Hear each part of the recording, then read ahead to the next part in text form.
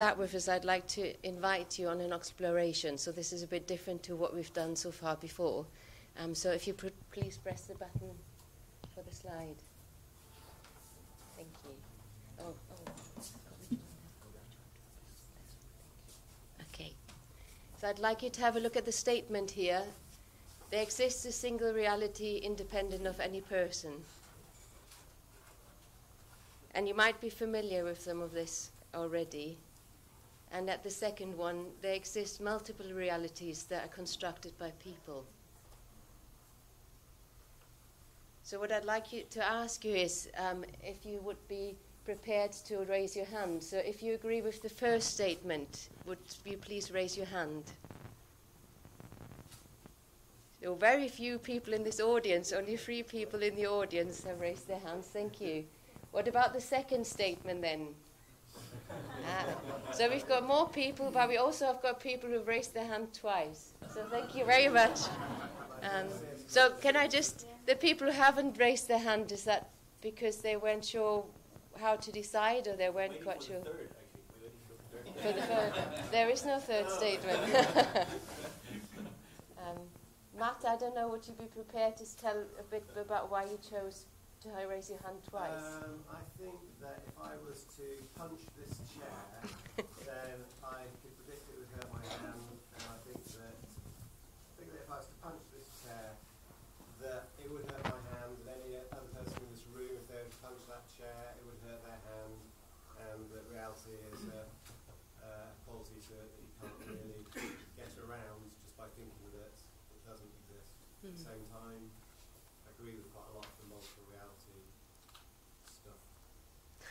Okay, thank you. Don't punch the chair. Would anyone else like to make a comment about the choice they made? There's a hand in the back there. I just want to extend what Matt said. It's just the experience of pain, and the narrative about that experience of punching the chair will be different for different people. Okay, thank you very much. So you both have done some excellent explanation of one of the points I wanted to make. If you can have a look at the next slide as well. And some of you might have seen this before, so if you have, please don't chip in too quickly. Would anyone like to volunteer what they can see in this picture?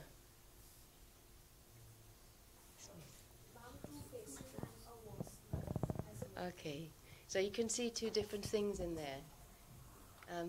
Can everyone see 2 different things in the picture? It's okay if you can't see 2 different things in the picture. What about this one?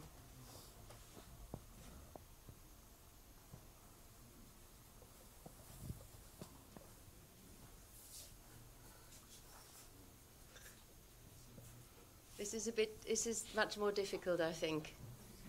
Okay. Can you see something in the circle? You have to be further away, I think, so the people up here, I think, would find it very hard. No. There's actually a dog in the picture. It's a Dalmatian, so it's a black and white dog. Yeah. I was told it's a dog. Where is the head? Okay. This is the head. This is one of the ears. This is the shoulder, and there's a leg going down. There's the tummy. That's the back going round. And the leg here.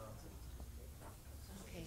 So this is quite a difficult picture, this one, compared to the first one. So I've chosen, these are all my slides for today.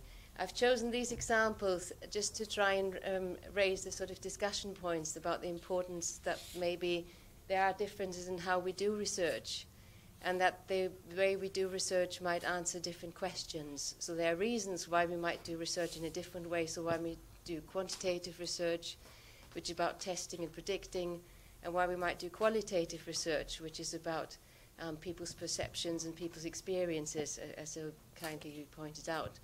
And that it's important for us to be clear about what we are doing and why we are doing something. But also it's very important for ourselves to reflect on what our worldviews are and how that relates to the research that we are doing.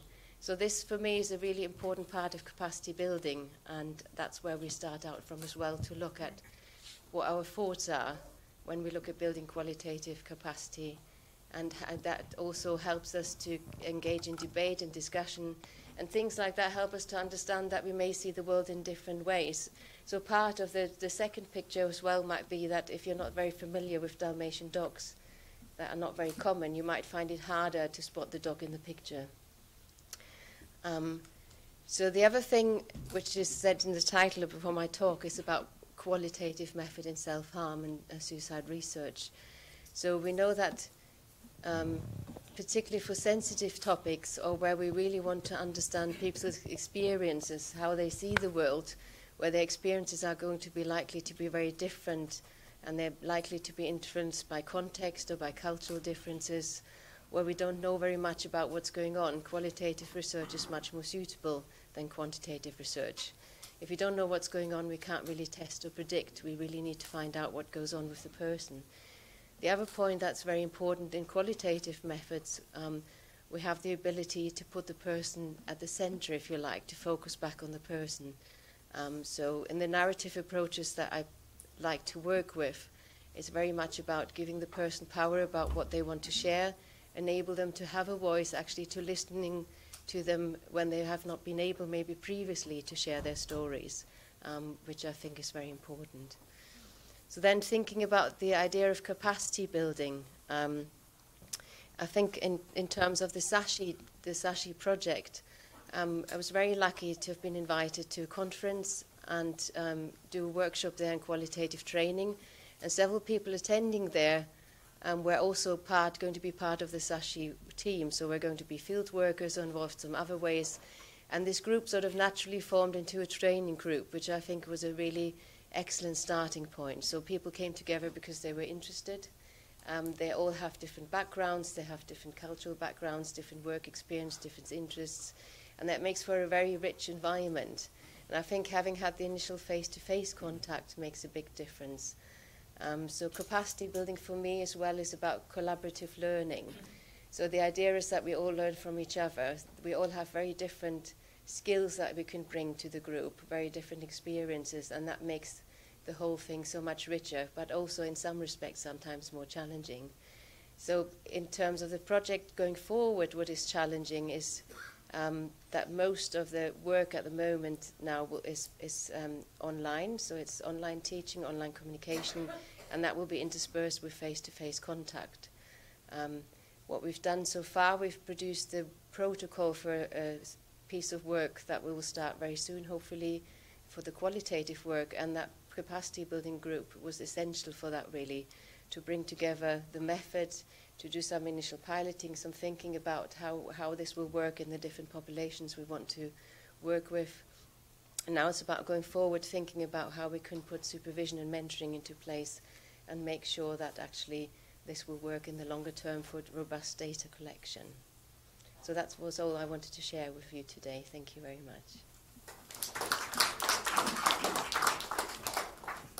And again, Anne will be happy to take questions.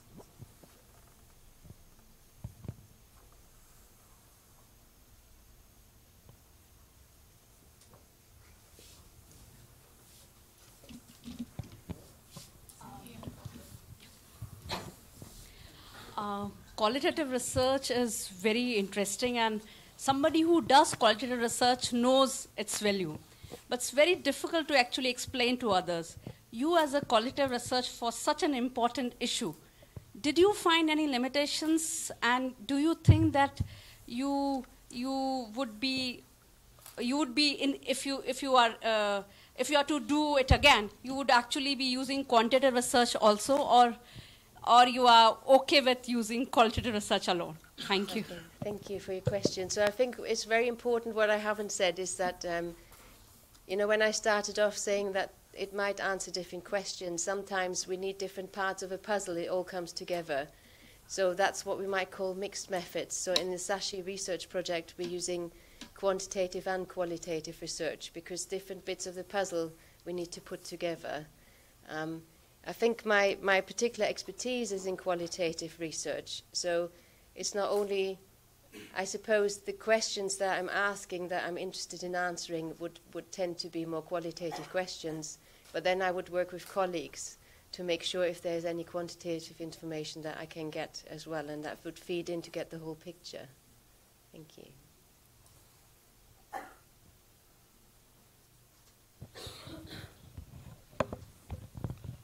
Do you think it is easier to collect data through qualitative research methods in the Western populations as compared to Eastern populations? I think that's a difficult question to answer because there are always challenges to qualitative data collection.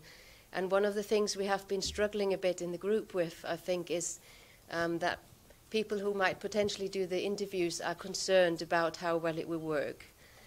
But there are some initial studies out in publication in different countries. There is, in places like Africa, in China, in I think there is one in India as well, where we're looking at where the studies find they collect feedback from participants and talking about that they did actually enjoy it, and it was the first time that someone asked them to tell them what was actually going on, and they listened. They gave them that space and that time. So I think there are challenges, but that's part of the learning process. That's part of the capacity building. So the way we'll start is we'll first do a pilot, and then we might have to tweak it and we might have to work on it. But also the people who are doing the interviews will need very careful training to make sure they do feel prepared, because I think it's very important that they themselves feel confident and know how to deal with different situations. I have a question. I want to ask how open did you find people being really open about qualitative research in the health research field, and in what percentage people have been open to qualitative research?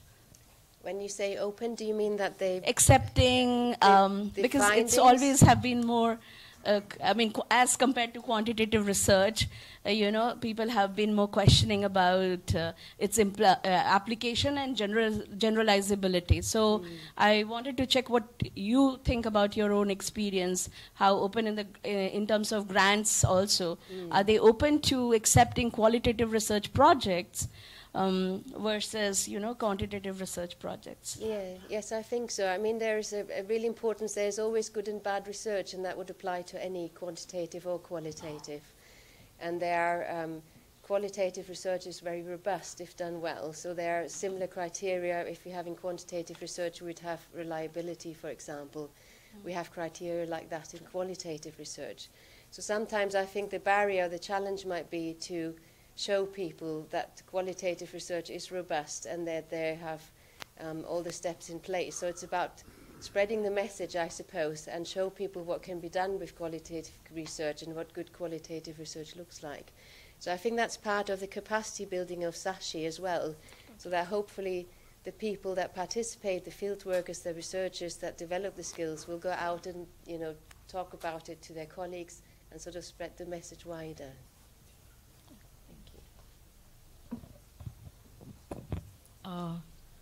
I just have a very, it is kind of off topic, but somewhere I think it makes sense.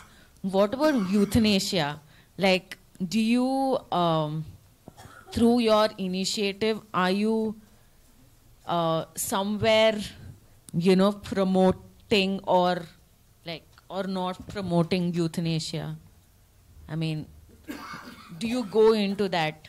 No, that's not part of the research. Okay, it's not. Okay. Yeah. So, final question?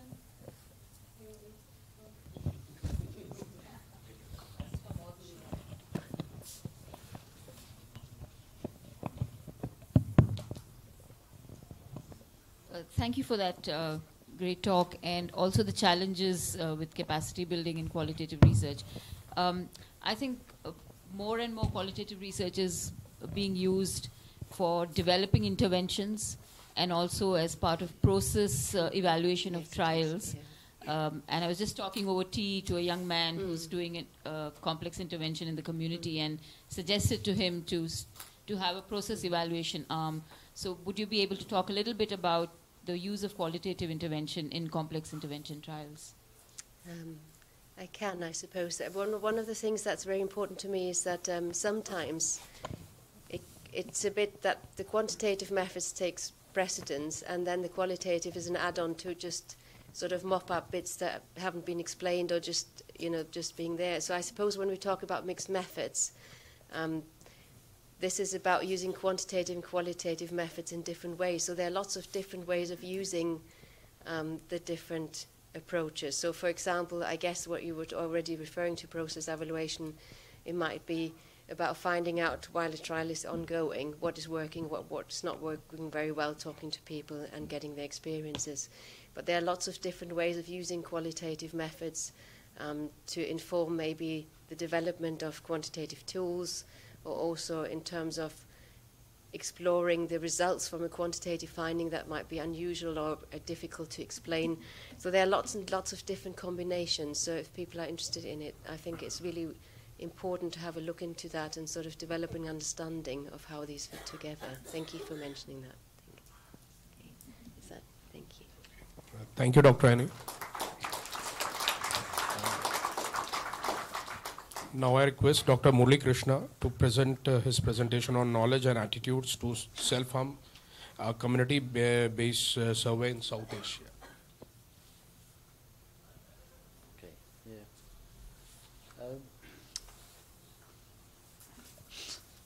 Many thanks for having given this opportunity for me to be here and share some of the experiences of the preliminary work that was undertaken in Mysore few years ago, which actually laid the foundation stone for the SESHI project. One of the earlier work we carried out in Mysore was setting up the self-harm register at the Department of Psychiatry, state-run psychiatric hospital. It was very clear in the process of setting up register was a vast majority of individuals, both men and women, who presented with self-harm. Nearly 80 to 90% of them were leaving the hospital without any psychiatric consultation or a psychosocial assessment, and there were no mechanisms of follow-up. So after having done that piece of exercise, we were interested to understand what were the real barriers or for people to access psychiatric services. It was very clear that there was no capacity issue, the clinical capacity issue within the department. There were enough doctors, and the additional referrals, if they had happened, would have been easily mopped up by the psychiatrist and the psychiatric workforce in the hospital. So that's gradually started to think, led us to start to think of a need to examine the knowledge and attitudes of the workforce and also of the student community who work at the Mysore Medical College and Research Institute. So we embarked on a process of conducting 2 cross-sectional surveys. They happened in a phased manner. Initially, we interviewed the medical students and doctors in the hospital, nearly about 500 of them. Subsequently, we asked the survey then extended to nursing students and qualified nurses. Further to which, we also then included the paramedical staff on the ward, and by end of 6 to 8 months, we had actually approached nearly about 900 and odd staff and students at the Government Medical College Research Institute, of which about 846 or about 850 completed the survey, and the survey was geared to try to understand if there was a correlation between knowledge and attitude towards self-harm in this participant group, and also to us to better understand what were the certain constructs or if there were any differences in the levels of knowledge and attitude among different subgroups. For example, the gender, those with higher and lower education, years of employment, and particular interest was if there were such differences in those who had mental health training versus no mental health training. The group was very much interested to learn if a personal experience of self-harm or mental illness in the family or suicides within the family, if that had any bearing on the individual's level of knowledge towards self-harm and attitudes. Next slide, please. Yes. As you can appreciate, these are very difficult constructs to measure and examine because knowledge cannot be equated to intelligence, and it is very difficult to measure attitudes. The bulk of research that was carried out examining the levels of knowledge and attitude towards self-harm or towards mental health was predominantly from higher income country settings, and it was clear that these could just not be adapted or applicable to our setting. We did a preliminary literature review, and we found that the tool or the instrument used by Huff et al., which consisted of 23 items, was the one which was more applicable. We did a pilot study in which we validated the use of this instrument, and further to which there were some cultural adaptation to certain items, and we also included 7 additional items, making the whole questionnaire then to have 30 items. Each item is scored on a Likert scale of 0 to 1, yes, least acceptable to fully acceptable. So you could have a total score of about 100. And the way the questions were spread out or mixed up was you would have few questions to do with knowledge and few questions to do with attitude, which were mixed up, and in between you would have sham questions which were really not taken into scoring. The way the survey was conducted was we had trained research assistant who would visit a member of staff or student and hand over these questionnaires, and we requested them that once they're completed anonymously, they could actually drop it in a box or leave it in a designated area which could be picked up. We were very pleased with the response rate of about 86% for a topic as sensitive and difficult to research as self-harm and suicide. One thing was very clear, and we believe, and I'm sure there's a lot of literature, is that any improvement in level of knowledge and making attitudes more favorable towards mental health, by and large, which would mean reduction of stigma towards mental health, will improve the health and social outcomes. And we wanted to see if that was actually applicable and truthful in the context of management of those who had self-harmed in Mysore.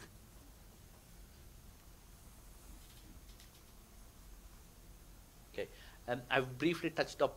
So these surveys were cross-sectional surveys, as I mentioned, and it was very important for us to take a mixed methods approach. In addition to questionnaires that were used, we identified a subgroup of people who were interviewed using narrative methods, and we interviewed about 15 staff, nursing students, and about 15 clinician or people who are working in clinical settings. And these qualitative interviews were done one-to-one by trained researcher or visiting faculty. So some of the findings really, yes. We found that there was striking difference in terms of knowledge and attitudes between men and women. By and large, we felt that men had higher levels of knowledge of self-harm and the risk factors for self-harm, factors that might have led for an individual to self-harm, and about the right sort of knowledge about what was available for people if they did do an act of self-harm. And attitudes among men were more favorable towards those with mental health or self-harm survivors than women. And later, when we had a closer look at the data, our sample was more skewed in that the ones who were younger, who were still in the training or students, were women and they were nurses. So if adjusted for that, there really were no gender differences in neither knowledge or attitude levels, which was statistically significant. Education level, as expected, those with higher levels of education had better levels of knowledge, and that had translated into a more favorable attitude towards self-harm and their needs. Age, this was something very interesting. We felt, as people, the number of years of service rather than age would be positively correlated with knowledge and favorable attitude, but it really was not the case. We found that student nurses had more favorable attitudes and better knowledge than some of the senior consultant and clinicians in the hospital. Perhaps an explanation to this is having seen enormous number of patients who self-harm and come into the hospital day in and day out, they might actually learn to start to feel very negative about such patients group and probably feel that they cannot be helped, and perhaps they do not see a specific role for clinicians beyond them coming, getting first aid and leaving the hospital. I think it would be interesting to explore this further in some of our hospital studies which we plan will happen in the future. Clinicians and nurses, as I have already hinted, nurses appear to have more favorable attitude towards those who had self-harmed and those with mental health problems than clinicians themselves. And we were slightly disappointed that actually interns had much lower knowledge, and they were quite, I wouldn't say quite negative, but they had less favorable attitude towards those who were self-harming and presenting to A&E.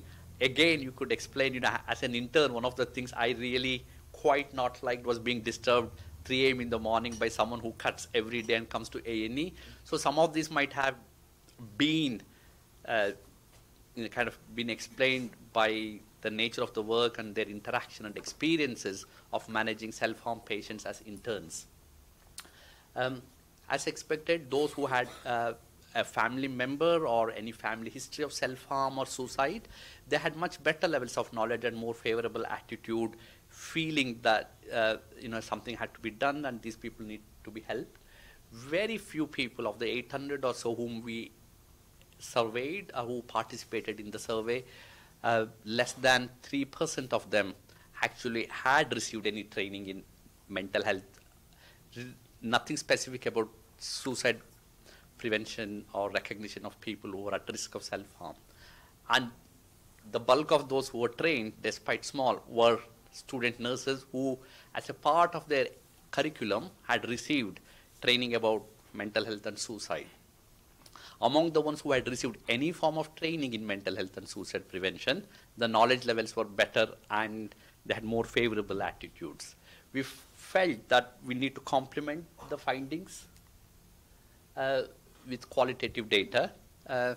So as with any qualitative research, the information was gathered one-to-one using narrative methods. Manuscripts were prepared, transcribed, coded independently, and themes were developed, and some of the important themes that emerged. I'll just go through one of them. I think one of them clearly was a sense of poverty.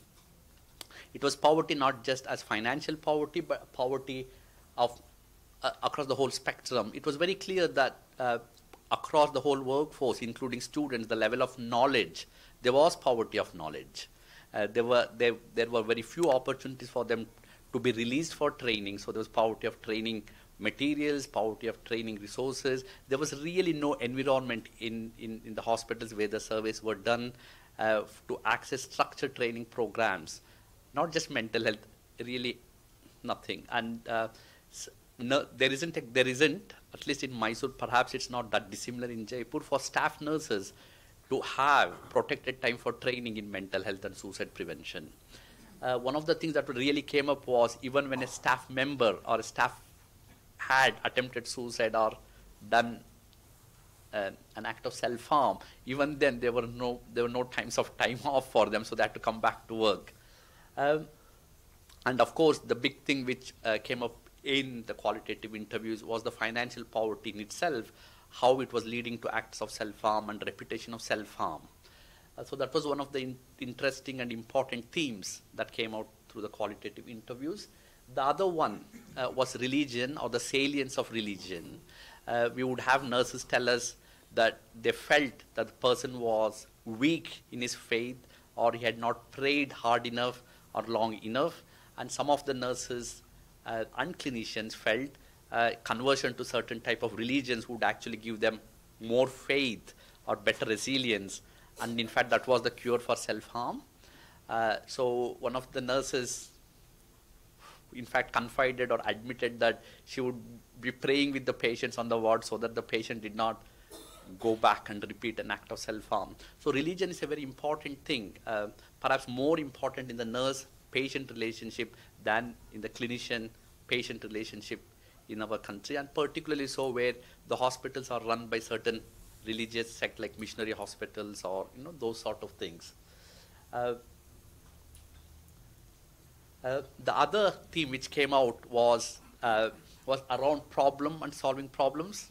This is very interesting, in terms of a narration was, in general, the nurses and the clinicians felt that there would be a problem. To try solve the problem, the person would act the way they did, which was an act of self-harm, which then created more problems that the families then were at loss to solve these problems. So this whole vicious circle of a problem leading to another problem and people really not being able to solve the issues.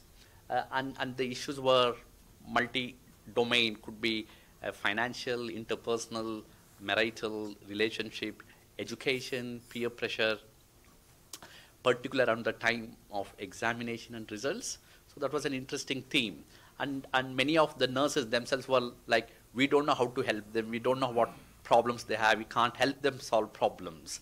And it was also interesting to see how many nurses and clinicians felt that it was their role to help solve the problem.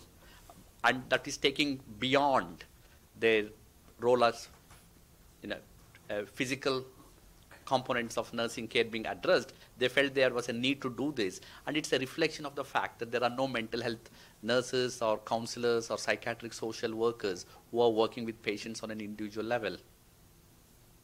And the other thing was acceptance. One of the things which most people said was they would be more willing to accept self-harm as an act of distress or an act of trying to tell a story, but they felt that once they were discharged, it was very important for them to be accepted in real terms as still being normal, not as a weak person, not as a person who had less inner strength, and also not to be seen as someone with mental problems.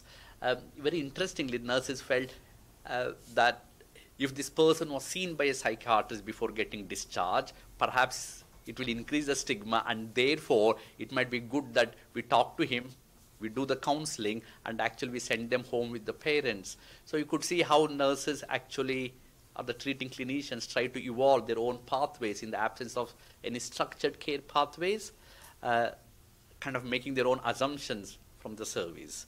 And acceptance also on another level, where senior nurses who would be in A&E would have seen a person repeatedly come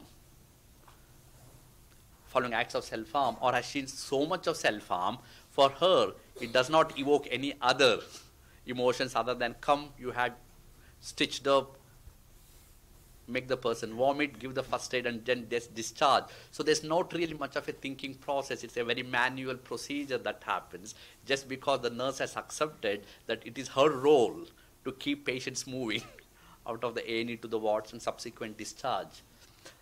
Whereas all of this led to, so these findings really made a case of need for some of the grants we applied through Tropical Health Education Trust and some intramural funds from universities in the UK, and it led to international collaborations with University of Bangor and Betsy Caldwalder and NHS Trust at that time.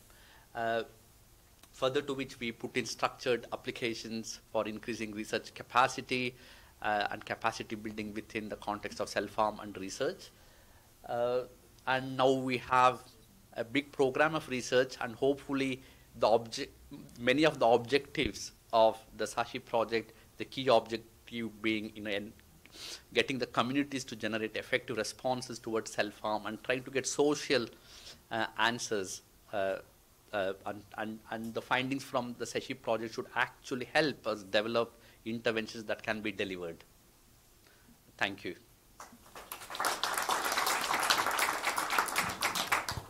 Any questions?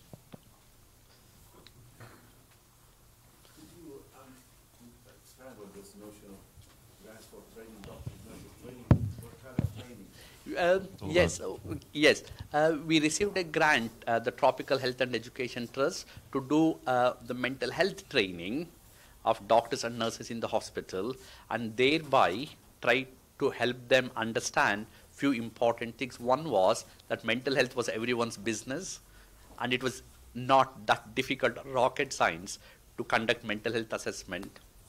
So we used GMHAT, the Global Mental Health Assessment tool, was used as an aid for people to start to ask questions or to be able to conduct mental health assessment. And what we soon realized was, because of paucity of time and busy clinical schedules, it was not very feasible to have it integrated in their routine clinical work. While all of them got trained, they felt that they need to have someone else do these assessments, which perhaps is a model that needs to be taught in busy schedules. The other one, which most doctors felt more comfortable, was to start to ask about sensitive questions like, will you go out and do it again? Why did you do it? Now what can we do so that you don't go and do it again? These were very important, sensitive questions which clinicians never asked on the bedside. So the clinicians were physicians, emergency medicine doctors. Yeah. Another question, if I may. I remember a colleague of mine at St. George's Agriberg did very good research in Birmingham on parasuicide or attempted suicide, and in Asian and Caucasians, and Asians meaning Indian or Pakistani background. They found very stark differences. The Asian attempted suicide occurred in the context of intergenerational conflict, and it was a cry for help, not so serious, and they never repeated it, or less often, versus the Caucasians. Now, this is not something you may have addressed in this kind of research, but is your experience or is the same?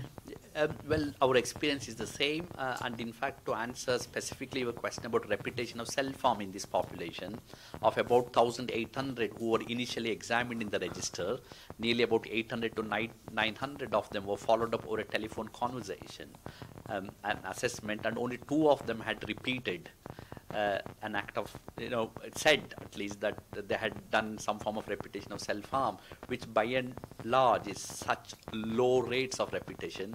And literature from India actually backs up that the repetition of self-harm is really low. And at baseline for the register, when we had collected the data originally, which Sumant will go through, is there were very few people in whom the act of self-harm at the point of the index case of registration, the act of the number of attempts of self-harm were usually 1 or 0 in the past. So it seems like repetition is not quite an Asian thing. Dr. Murli, it was a very excellent presentation. Thank you. And I have a comment and a question. The question is, when you did an assessment of the self-harm, did you actually capture the mental illness also? How many of them had depression? How many of them had psychosis or personality issues? I think you would have captured about it. Yeah. So, what is the? What is the commonest disorder you found in your group? Actually, the common. Sumant. I think Sumant will be answering. Yes. Okay. The most common diagnosis was no mental disorder. Okay. Sumant will tell more about that. Sure.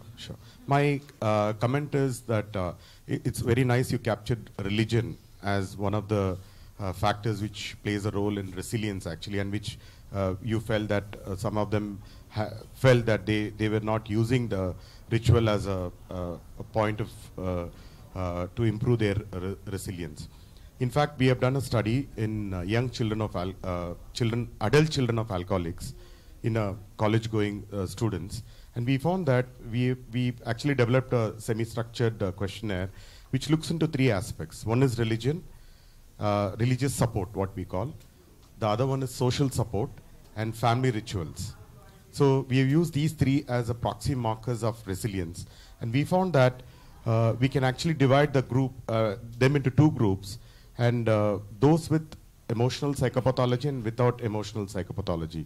And we found that these 3 markers actually, in fact, those without emotional psychopathology had used or utilized family rituals, or they've utilized more of social support, or in fact they used more of religious support.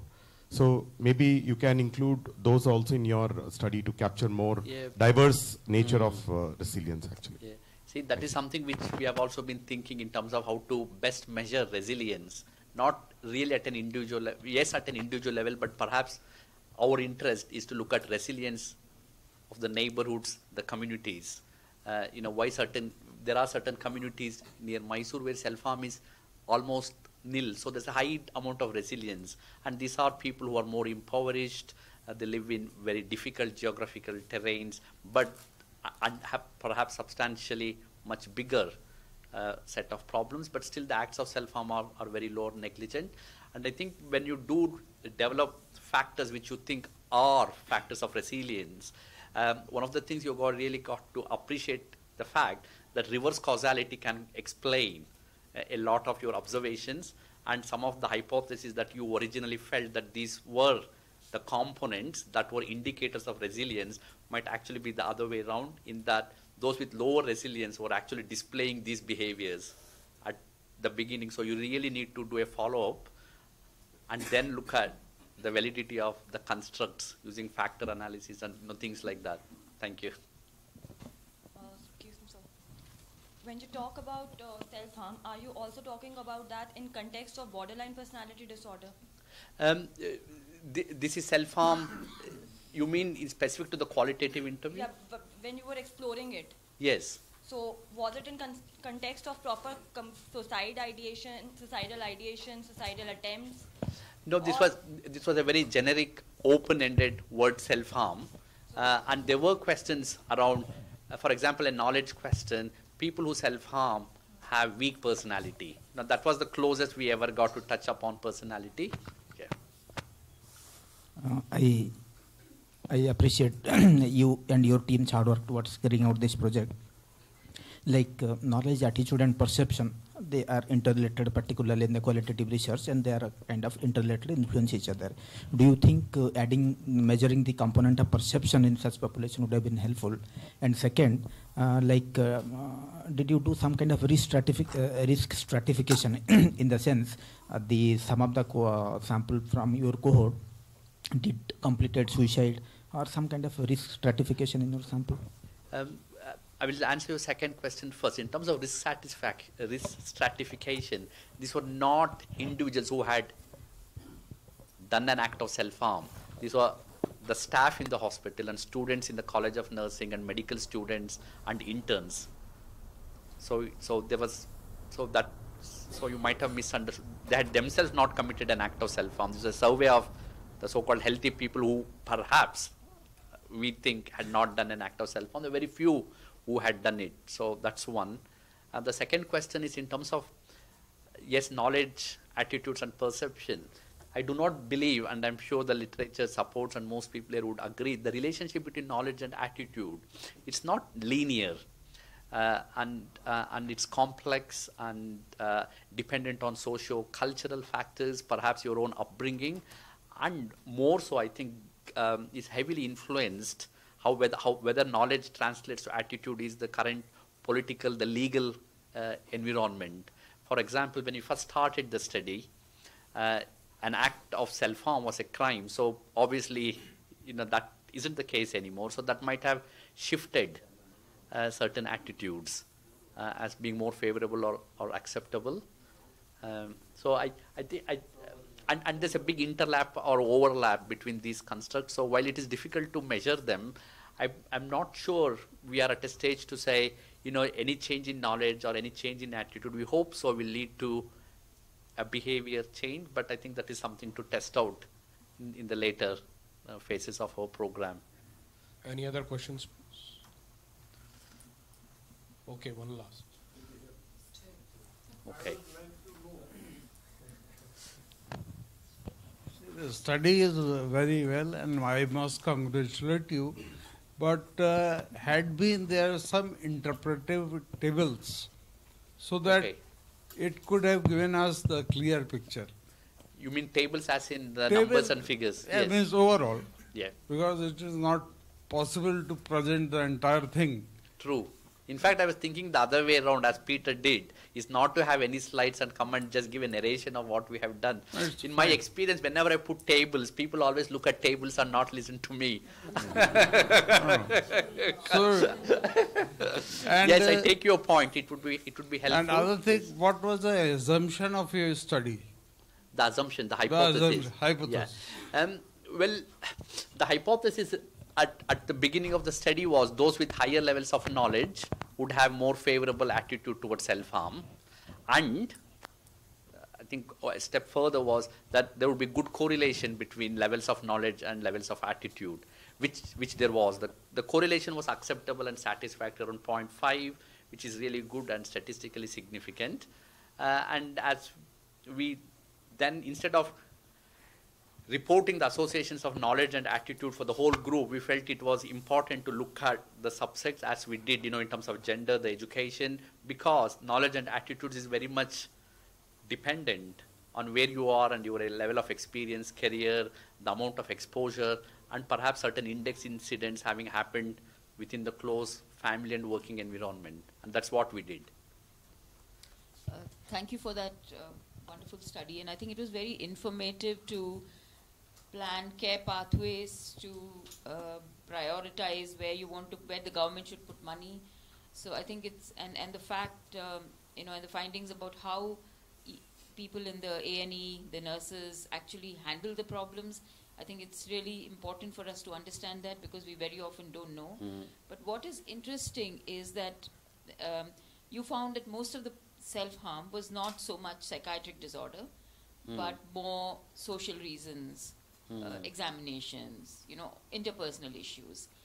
And I think that is one of the problems, one of the reasons why clinicians find it very difficult to handle these situations, because unlike in the Western countries, where rates of suicide are highest among people with mental health problems, we know that in India, the rates of suicide are not because of mental health problems, they're because of social problems, relationship issues, which are really very difficult to handle. And I won't be surprised if you had also done this work, I'm not sure, but if you had done this knowledge attitude study even among mental health professionals, you would have found that they also find it very difficult. Because we are not trained. Yeah, they were included as a part of survey, but then the numbers were quite less small. to look at. Because even people, chop them into psychiatrists, pieces. psychologists, clinical psychologists are not really trained very well to manage a lot of these issues in a crisis kind of a situation. Yes. We very easily will label this person as depressed, prescribe ECTs, prescribe antidepressants, and that's it. So even that practice is probably not the ideal. Yes. So so I think it's it's important to remember that self-harm, at least in the Indian context, is not necessarily a psychiatric disorder. Exactly. But it's multifactorial, and the training, even for mental health professionals, probably needs to have different hues rather than the very conventional way of training. In terms of where to put the resources, I think a big change since the early studies and setting up the register was over a span of 12 months since setting up and doing this work, the number of referrals to psychiatric department increased hugely. And there was a circular from the director of the hospital that all persons with self-harm had to be referred to the Department of Psychiatry. And then as the project was going on, there were staff who were visiting the wards. So there's been a big change. I'm going to have the last word. Yes.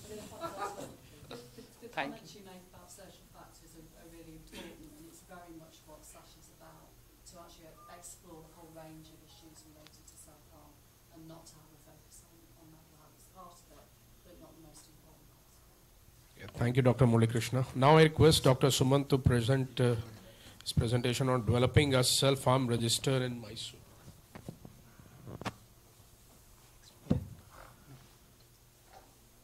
Next one, Sumant, next. Yeah.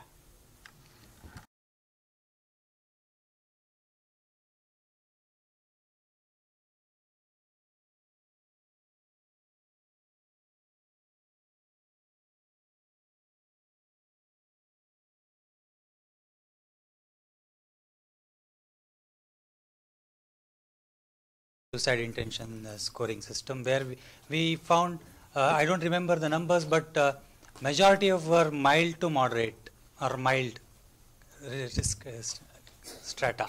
There were very few in the severe strata, higher PSIS this thing. So that was the thing. Yeah, I thank the PI of the project, Dr. Catherine, and as well as IHMR giving this opportunity for presenting this. This is a piece of work which we did I think this was the first piece of work which we did in the series of studies which we did in relation to self-harm.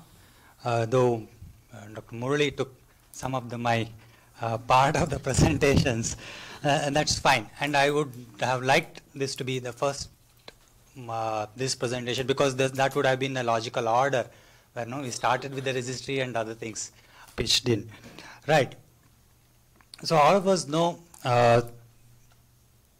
suicide is one of the important problem, and in the morning Dr. Gupta also presented that it comes in one of the top 10 causes of death in India, and that includes self-harm and injuries. So when we say 10th cause of death, and WHO estimates every suicidal there is at least 10 to 20 suicidal attempts. That is, self-harm may not lead to may not be very severe, but it is something milder form, maybe an indication of future act. And if that we extrapolate, that is around 1 to 2 million self-harm acts per year in India. And this is very important problem, especially in young adults. And other important thing is, what we see, the data which we get in India is only about completed suicides through the National Crime Bureau. So the sum of the studies is whatever we get, that is approximately around 11 per lakh. Even that is very much under estimated. So some of the studies have shown that is almost 3 times lesser. So it's around 40 per lakh in reality. Again, another thing is, this is the completed suicides. So there are much more in number who are just attempts or self-harm actually. So which are some of the studies from Tamil Nadu says they are 30 times higher, 20 to 30 times higher. So it's a huge problem which we miss it.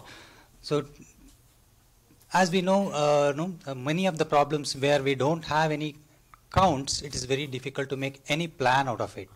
So if you have to make any plan, like we started with cancer registry initially, so we need to have accounts.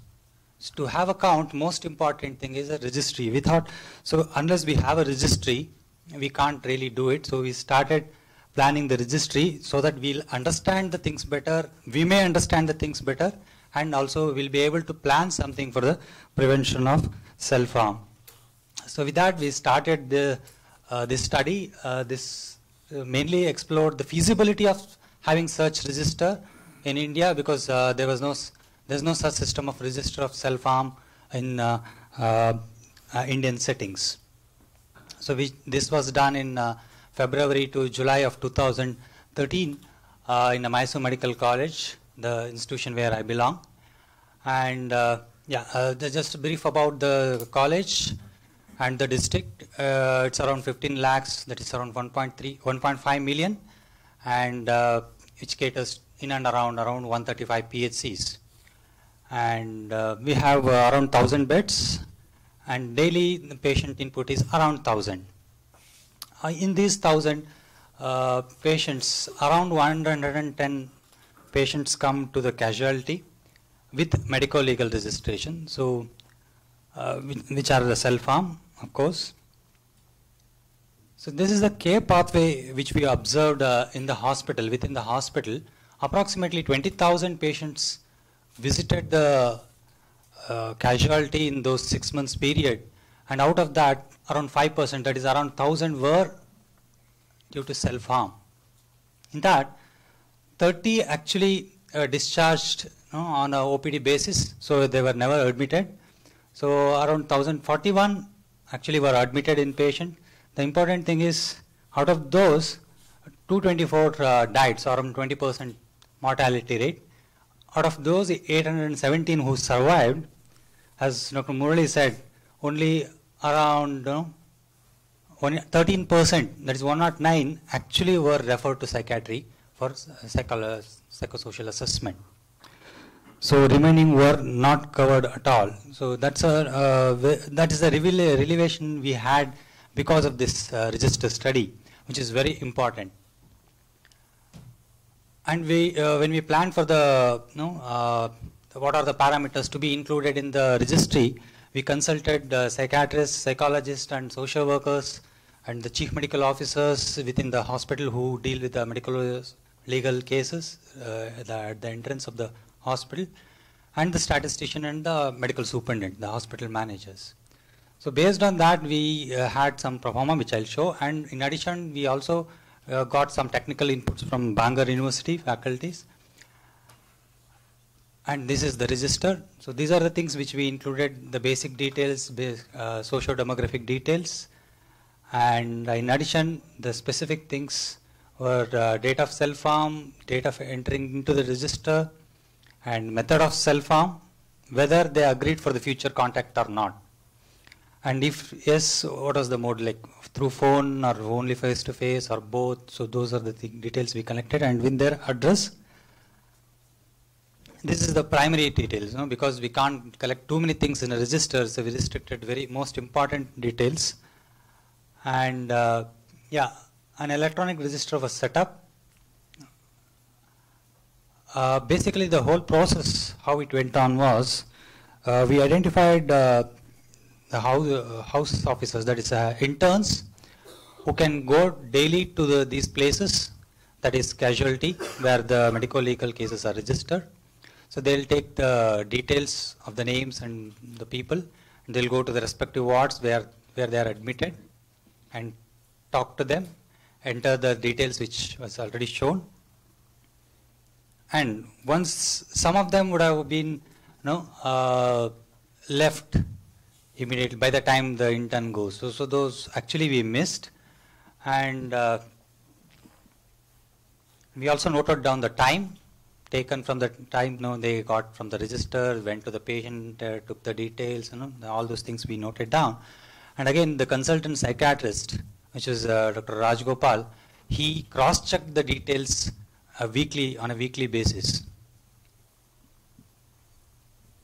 So the other sources were like, if the person is already discharged after admission, then he'd go and collect from the medical records. Then that would happen very rarely, but yes, it had happened. And also from the psychiatry department where there were mental health assessments. So these are the different sources where the intern did collect the details.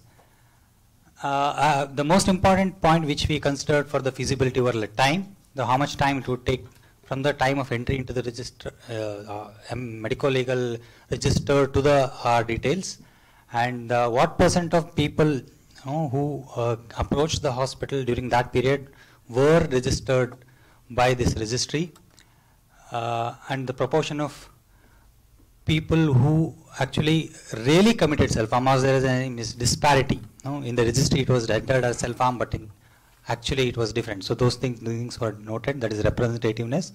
Also completeness regarding whether full data was taken, we were able to collect the full data as we planned, and how many of them were ready to give the contact details when we asked, are you ready to be contacted? So these are the things which we actually took as an indicator for the feasibility. Yeah, as I told, 817 were survived out of the 1072, and none objected for the details to be entered in the register. They said yes, fine. But actually we found, when we got the actual contact numbers and when they tried to follow up as a follow-up thing, the numbers were wrong. So actually they did not want to reveal the details. And the surprising thing was, only 31% agreed to be contacted in future. But still some of them gave the details when that were not true. We didn't venture into going to their addresses as a part of this. Yeah, only 13% were formally referred to the psychiatry, so they did not have any psychosocial assessment, and none had any social services, so that somebody can go and counsel at their doorsteps. Right. So we could see that 72.3% of the register had a complete data. Whatever we planned, we got that, and none refused to be entered. So, and all of them were really the self-harm. The time taken was, I think is typing, it's 30 minutes to 2 hours. And most of them were around 1 hour. but we did have to take 2 hours sometimes. And yes, it was accurate when the Dr. Rajgopal, he's a consultant psychiatrist, cross-checked. The most of the details were accurate. 98% accuracy was seen. Only there were 5 individuals where three variables were there was some disparity. So we found almost 98% accurate. So this is the first attempt, and we thought it is feasible because of the reasons which quoted just now. And the clinical implications were there was improved referrals. As Dr. Murali told, the circulars was issued from the director so that there was a compulsory cross referrals, and this was an opportunity for almost all of them to have a psychosocial assessment and also some kind of education. Yeah, so these kind of registry work keeps us vigilant to see, as Sir said, to have a risk stratification. Also, we know who are likely to have recurrence, all sort of things. So, and also it helps us to have a better understanding. What is the rate of recurrence? What is the common mode of self-harm? Also, such things we will be able to understand. I'm not presenting those details because I'm focusing on the feasibility here. And this, formulating such things and making it uniform helps us to have a good surveillance system, which helps us to plan further. So challenges we had were like, it was labor intensive because we had lack of manpower. So we have to go motivate the interns, also go run around from the casualty to the emergency ward, inpatient. So all running around was done. And we, since, government institute in India, we didn't have and we don't have still now the electronic records. It's on the way because government has started e-hospital. Hopefully we'll be able to have electronic database. So we had those difficulties in cross-checking the details, and administrative support sometimes was an issue. And absence of agreed care pathway, because how exactly it was referred, there was no protocol, SOPs to be followed when the patient comes to the hospital. And we had some limitations because we did it in a tertiary care hospital. It is a representative of patients coming to the tertiary care hospital. We don't have such data from the primary health center, and also those who were taken care on an OPD basis, definitely we missed them, and those who died also we could not actually just before the admission, on the way or just on the verge of the entry into the hospital. So there were cases. So, and if there were cases, we will miss those things. So there are actually some issues now which we are trying to resolve under SASHI, where to keep the register, confidentiality issues of the details which we have collected, and the manpower and resources. And thanks to this SASHI project which we have got, where we are recruiting the person to do all this running around and collect the data, and we are having discussions on the what else to be included, how else to simplify or make it more useful. Yeah, so the summary is, yes, it is definitely feasible, and it is accurate, representative. Other thing is, we are also thinking of taking it as a pilot to the primary health care centers, so that we have a better information of the self-harm. And also, as I said, we are having technical financial support through SASHI for these centers. Yes. And also we are starting at the JSS, they are starting the multiple tertiary care centers.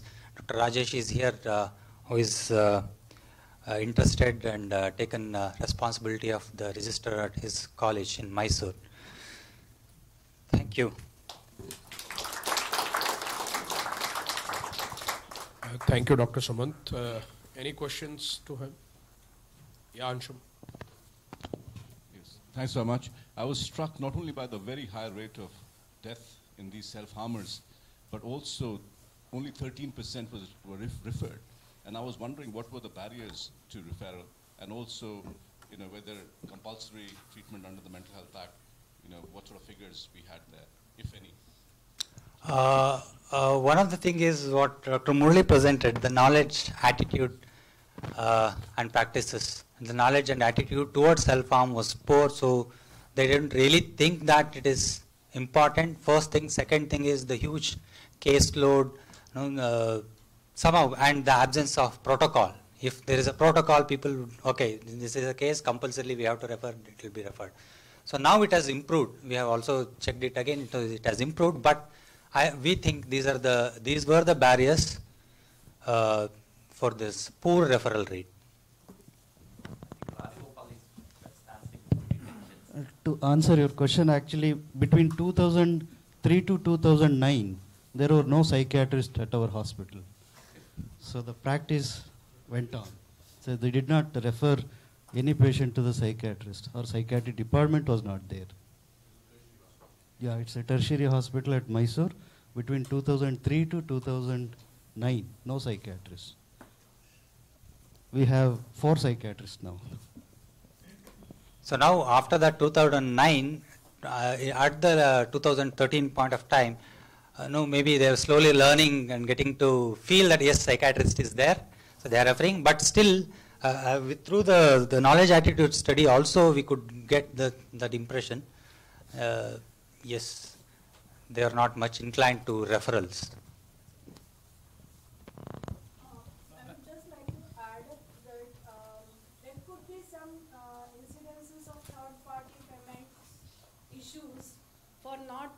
Being willing or providing wrong data or wrong information, whatever, like you couldn't contact later on. So this could also be one of the issues, because medical legal case nobody wants to reveal this, and we had this as an offense, self-harm is an offense until now. So that also could be tackled by this.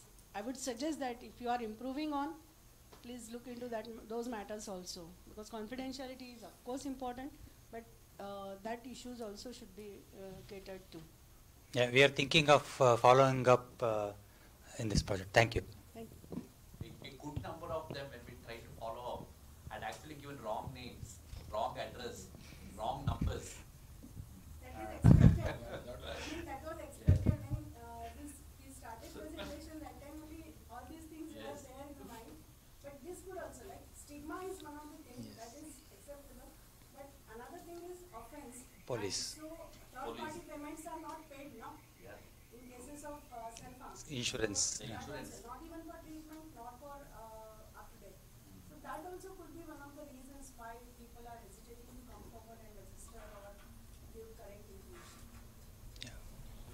So I would just like to ask the other way around. Why were they referred to psychiatrist? See, the discussion we are having is that mental health disorder is one of the least common of the reasons, okay? And it's the social factors, interpersonal factors and all. So what is the need to even refer?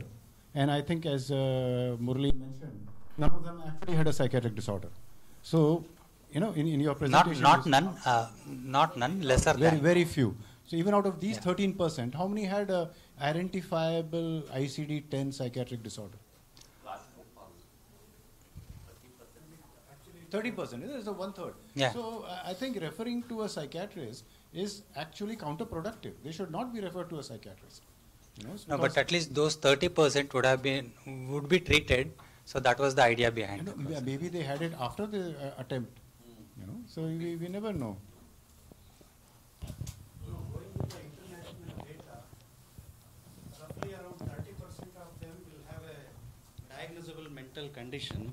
So, and this is a high risk group, because within... See, that international data isn't from developing countries, isn't it? No, developed countries. Yeah. So what we have just discussed in this forum is that in developing countries, it is not the psychiatric disorder, it is the psychosocial factors and other things, none of which can be treated with antidepressant or ECT or medications.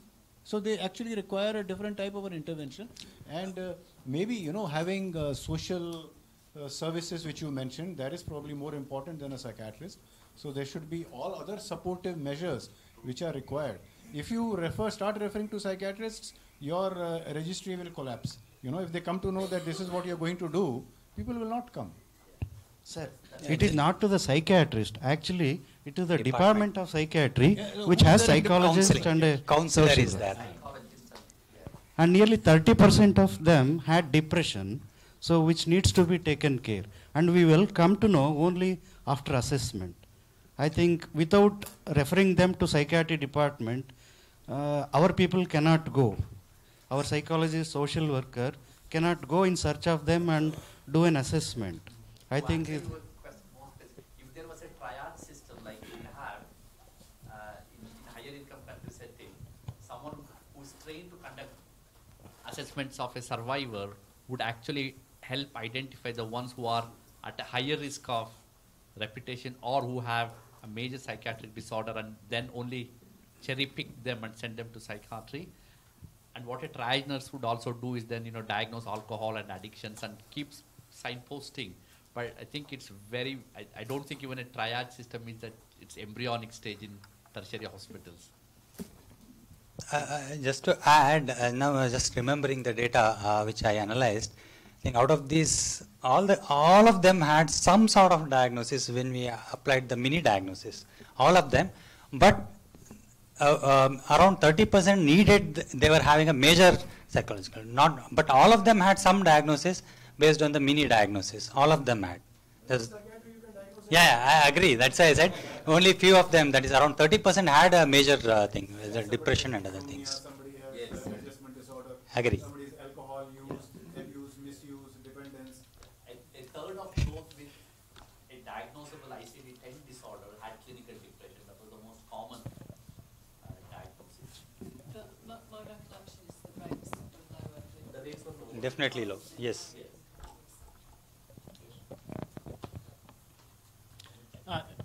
Just wanted to know, have these studies been published? So Yes, it is published. It's there in British Journal of Medical Practice. Just type a feasibility of self-harm register in Southern Tertiary Care Hospital in India, so you'll get it. It's there. It's freely downloadable. You can go through it.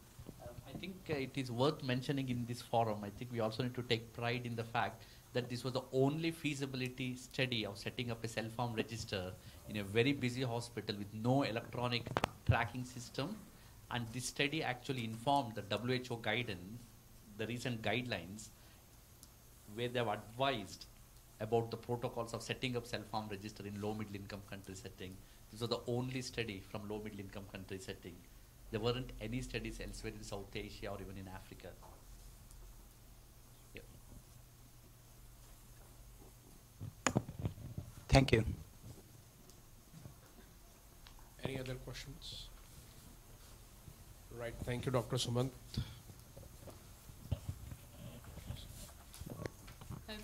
So, I mean, it was an important feasibility study, but Sashi is going to build on that, refine that, and replicate it in more than one setting, in more than one country in South Asia. So it was a starting point, and we're the actual register now, before we pilot, does look quite different than the original register.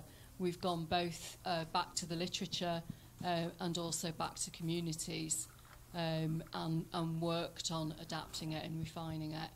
And we've also gone back to the originator of the first register in Oxford, and learned very much about the process of conducting a register and the process of maintaining a register.